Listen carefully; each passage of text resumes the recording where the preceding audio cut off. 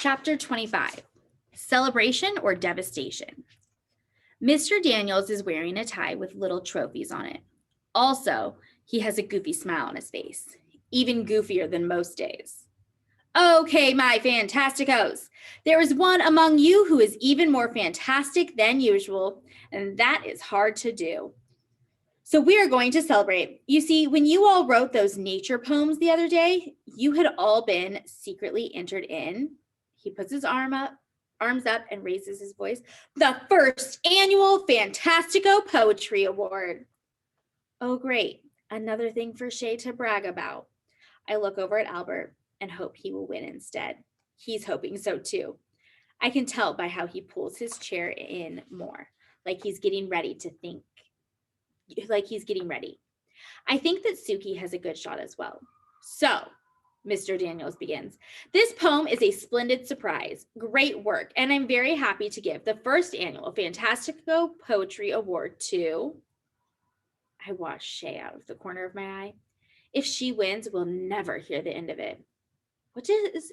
What she does doesn't make sense. She shows surprise, but it's followed by disgust. Mr. Daniels' hand on my shoulder makes me jump. Congratulations, Allie, Mr. Daniels says. This can't be.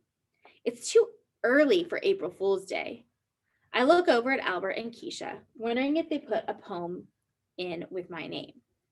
Mr. Daniels takes a step back and says, come on, come claim your prize. Prize? I swallow hard. Mr. Daniels stands at the front of the room, waving me up. Well, what are you waiting for? I stand and walk toward him like the floor will swallow me up. I turn toward the class and he puts his hand on my shoulder. He holds the poem in his hand. I look and see it is actually mine. Maybe I was just having a good day. I mean, it's about time I have a good day for once, right? Happiness seeps in. Have I really won an award? The thought of that would have been something for my sketchbook of impossible things before now. Me. So Allie is our first poetry winner for her piece entitled Rain, Rain. He turns to me. Do you want to read it or shall I? The paper crinkles in my hand. I'll read it. I say, happy that I haven't memorized. Rain, rain falling down, down, down on the ground. All the birds go in the trees. They don't like the rain, you see. It doesn't take long to say, but it took me a long time to write. But now it's all worth it. There is silence until Mr. Daniels motions to everyone to applaud.